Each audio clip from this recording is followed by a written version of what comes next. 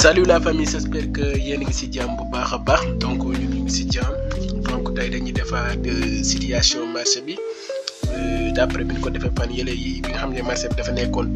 tendance baissière donc ñu doon conseiller gars yi donc ñu gënoon a investir yokk seen investissement comme ni leen ko waxee woon donc dans le monde de la cryptographie, il n'y a pas de secret. Donc dans le monde du trading, c'est toujours comme ça. C'est-à-dire,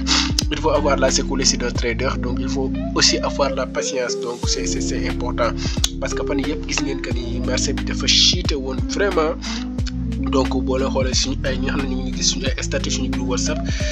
même si ñu topp ci chaîne YouTube bi donc tout le temps ñu ngi leen doon informer que c'est le bon moment en tout cas pour investir. Donc gis ngeen fan yii ba ci génne vraiment. Fan yi thème yi dugaat donc marché bi gis ngeen nu mu explosé fekkee gan nga ci scène bi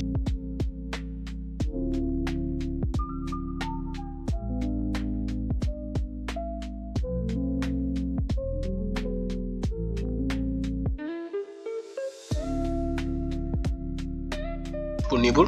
formation à wolof la donc dina la jàngal lan mooy crypto monnaie naka lañ jëndee naka lañ jaay yan moment lañ war a investir stratégie type d'investissement formation en ligne la en wolof la aussi pour ñëpp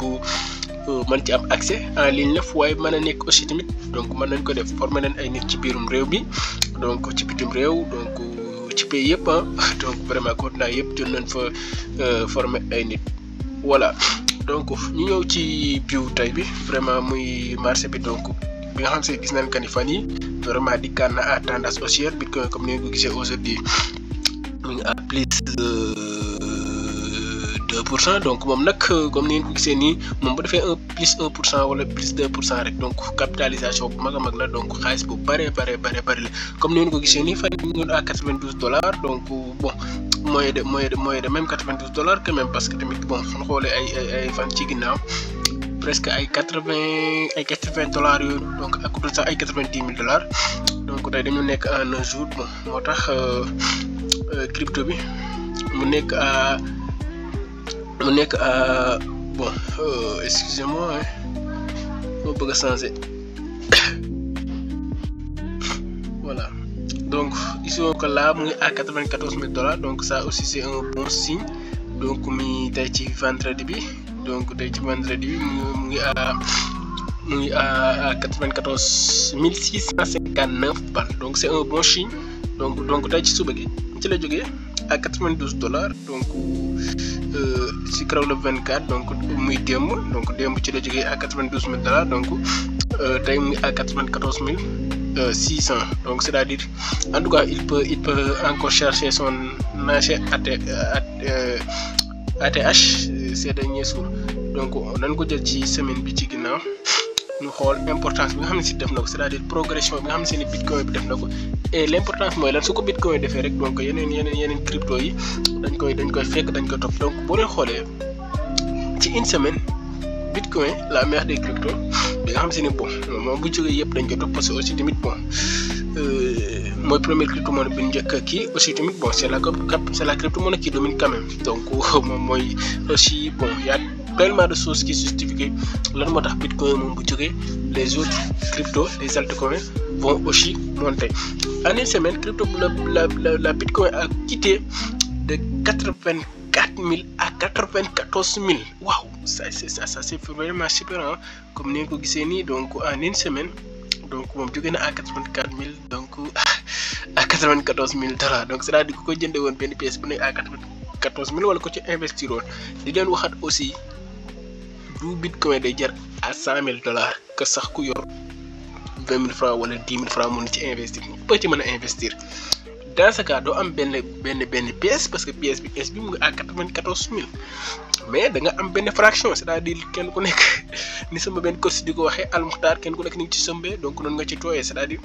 li tolloog li nga dugal donc da nga mën a am loolu ci ay bitcoin donc da nga am ay fraction de bitcoin c'est-à-dire ay 0,0 nanga bitcoin voilà donc en une semaine donc ni ngeen gisee ni marché bi di defee ab préparation bitcoin nag dañ ko tàmbalee parce que bon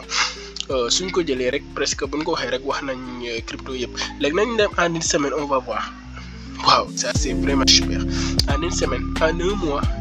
bitcoin la mère des cryptos encore une fois quitté na 75,000 balles dem à 94 000 balles waaw gars yi su fekkee soxla ngeen ay contenu yu mel nii donc ñu gën ko yaatal analyse di gën ko toj aussi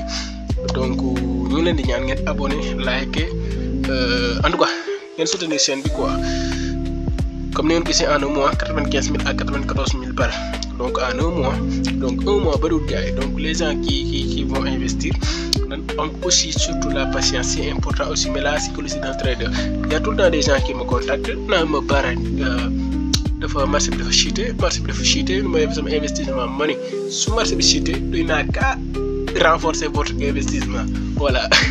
donc pour que parce que tamit mënuñu jënd bagage crypto monnaie exemple dañ ko jël benn bagage mënoo jënd benn bagage à 1000 francs bëgg ko jaay à 800 wala à 500 da ngay bett da ngay jënd benn bagage à 1000 francs pour jëndee ko 1000 francs pour jaayee ko à 1500 jëm kaw et ça aussi patience moo koy may nit donc à part ça aussi voilà ñu dem xoolaat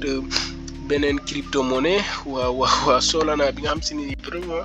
ay jamono ci ginnaaw rek chuté waatoon na ba comme là dikkoon na même ba moins $100 ah waaye dikkoon na ba moins $100 et que bu leen fàtte que ni Solana aussi son ancien ATH aussi presque touché woon ne les 300 balles donc c'est-à-dire avec le temps donc moom nag moo nekkoon crypto monnaie boo xam si ne nii lan moo tax ma gën ci sawar parce que y a un gars qui m'avait contacté mu ne ma baare est-ce que avec la crypto monnaie mën nga am benn 10 000 def ko benn 10 000 nga def ko 100 000 donc Solana bi moom moo ko justifié parce que Solana ay jamono bon ça fait des années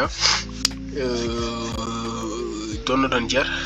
à 10 000 francs pièce bi c'est-à-dire ay environ $15 après mu fa jógee dem na à $150 000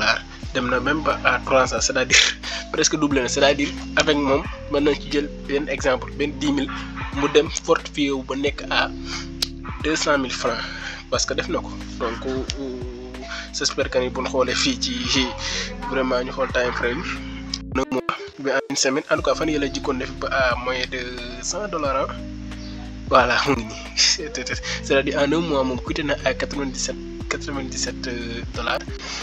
à $154 donc gars yi dañuy yemal fii vidéo pour bañ a gudd donc amoon nañu yéene aussi jël bon defar